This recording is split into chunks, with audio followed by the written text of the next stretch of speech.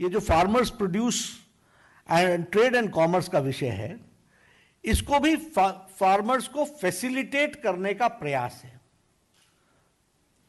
किसान को सुविधा देने का प्रयास है। सुविधाजनक तरीके से किसान अपने उत्पाद को बेच सके, इसकी व्यवस्था है। और इसका जो मूल है कि अनाज मंडी के थ्रू, अभी क्या है, अनाज मंडी के थ्रू ही बेचा जाता है।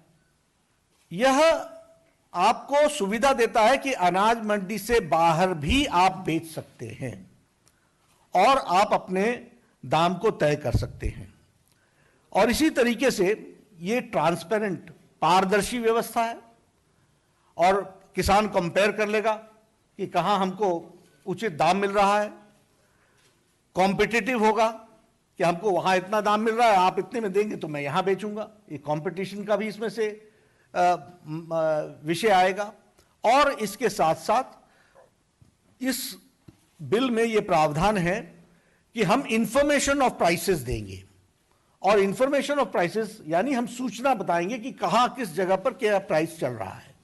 और इंटेलिजेंस, मार्केट की इंटेलिजेंस, यानी आगे चल करके क्या होगा, क्या दाम होगा, क्या दाम होने की संभावनाएं हैं, इसके बारे में भी फ्रेमवर्क डेवलप किया जाएगा, जो डिसेमिनेट करके, यानी वो लोगों तक पहुंचाने की उसकी व्यवस्था होगी।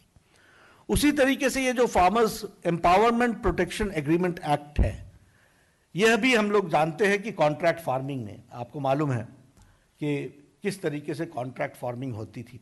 और उसमें हमेशा ये खतरा बना रहता है कि जमीन का मालिक बन जाएगा जो स्पॉन्सरर है, जो कि वहां पर कॉन्ट्रैक्ट फार्मिंग के लिए आया है। अब कॉन्ट्रैक्ट फार्मिंग आवश्यक इसलिए भी है कि सब लोग खेती अपने आप नहीं करते हैं, वो किसी से करवाते हैं। तो इसमें मॉडल एग्रीमेंट्स बनाए गए हैं कि मॉडल एग्रीमेंट के माध्यम से रिटन एग्रीमेंट होगा और लिमिटेड पीरियड के लिए लिमिटेड ये एग्रीमेंट होगा। एग्रीमेंट जो होगा वह उत्पाद के, जो उत्पाद होगा उस पर होगा। और यह एग्रीमेंट भी रीजनल भाषा में होगा ताकि किसान पढ़ सके, समझ सके, जान सके। कोई भी मॉडिफिकेशन उस जमीन पर अगर इन्वेस्ट करने वाला करता है तो भी उसका मलकियत, उसका अधिकार किसान का होगा। और इसके साथ साथ ये सेम डे उसको पेमेंट हो जाएगी जिस दिन क्वालिटी अपना एक्सेप्टेंस होती है। जो उत्पाद की क्वालिटी, जिस क्वालिटी में वो उसके सामने जाता है, उस पर उसकी पेमेंट हो जाएगी। ये हमको ध्यान में रखना चाहिए। और इसके साथ साथ एश्योर्ड प्राइस, बोनस और वेरिएबल्स, ये तीनों कॉन्ट्रैक्ट के हिस्से होंगे।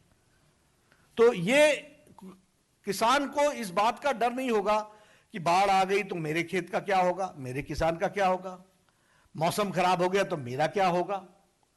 तो ये तीनों ही बिल्स जो हैं वह किसान के पक्ष में और किसान को की सेवा करने वाला, और किसान के मार्केट में और दाम मिलने में जितने भी रुकावटें थी, बॉटलनेक्स थे, उन सारों को दूर करने का प्रयास किया गया है।